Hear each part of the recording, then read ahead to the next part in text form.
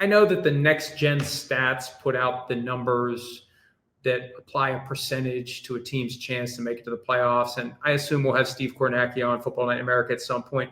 I mean, the numbers are the numbers. The percentages are the percentages. I mean, how many games do we watch where somebody's got a 2% chance of winning and they end up winning the game? It's part of the fabric of watching the NFL now. You hear these percentages all the time, and Amazon AI. And there was that thing last night. Well, Amazon AI says that the Cowboys need to score by 3:17 on the clock. You know, I'm not a big fan of taking an inherently subjective sport where you got 22 guys on the field trying to impose their will on each other and turning it into a numbers game. I just don't like that. I like football for what it is. 11 on 11, let's go. And all the history of years gone by, games gone by, thousands of iterations, it creates trends. But forget about the trends. We're watching a game play out right now. Nothing that's ever happened in the past matters. We're watching a game play out in this moment. So I say that because the Cowboys are less than 10% likely to make the playoffs at this point. It's a very simple proposition. They got 4 games left. The Vikings, the Chargers, at the Commanders, I think. Yes, at the Commanders and at the Giants. They got to run the table. And the key is going to be the Chargers in week 16. They should beat the Vikings, but who knows? You can't have a letdown after last night's loss. You can't think it's over. Dak Prescott said, we're not deflated. They have to keep going. But if they could win the last 4, they would be 10-6-1. So what they need to have happen, it's very simple. The Eagles need to lose 2 out of the next 3. No, 3 out of the next 5.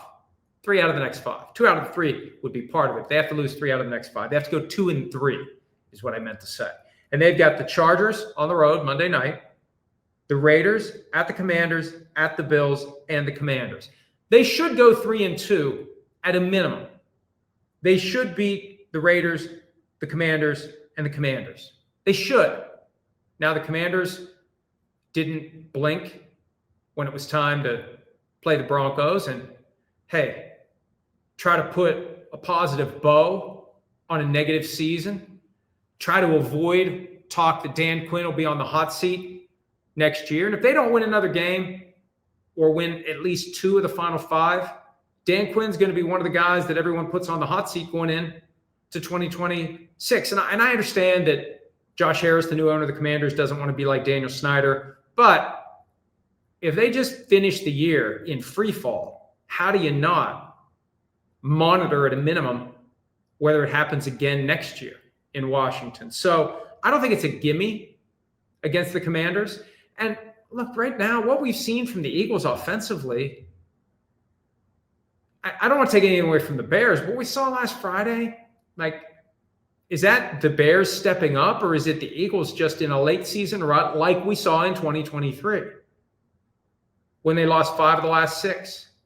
They were 10-1. They lost 5 of the last 6. They beat the Giants late in the season, and then they lost to the Buccaneers 32-9 in the wild card round. So it's not over for the Cowboys. If the Cowboys go 4-0, and if the Eagles go 2-3, the Eagles will be 10-7. The Cowboys will be 10-6-1, and that tie game from week 4 against the Green Bay Packers will be the thing that propels the Cowboys to the NFC East crown. That's their path now. Wild card, probably not going to happen. Division championship, that's their path. And this is where the numbers need to sit down and shut up. It's not crazy to see the Cowboys win the next 4, and it's not crazy to see the Eagles lose 3 of the next 5. That's not crazy. That doesn't feel like a less than 10% chance. So we'll see how that plays out. The Lions, by the way, they're now 8-5. They finish with the Rams on the road, the Steelers at the Vikings on Christmas Day, and the Bears. And who knows? There's so many different connected parts. Can they win the division? That depends upon the Bears and the Packers. But I keep coming back to the fact that you've got in the NFC, 2nd and 3rd place team in the North, 2nd and 3rd place team in the West, and the 2nd place team in the South. 5 teams jostling for 3 spots. 2 are going to get left out. And those 2 in this wide open year, they could be good enough to win the whole thing if they would get in. So the Lions still need to keep winning. They need to keep playing like they did last night. They got to take this on the road to the Rams. Matthew Stafford gets a crack at the Lions again. That's a big game next week. And with the Steelers, who knows where they're going to be by the time that game rolls around. But the Lions are in much better shape by winning than if they had fallen to 7-6. Hi, it's Mike Florio. Thanks for watching PFT on YouTube. Hit subscribe for the latest news and analysis from Pro Football Talk.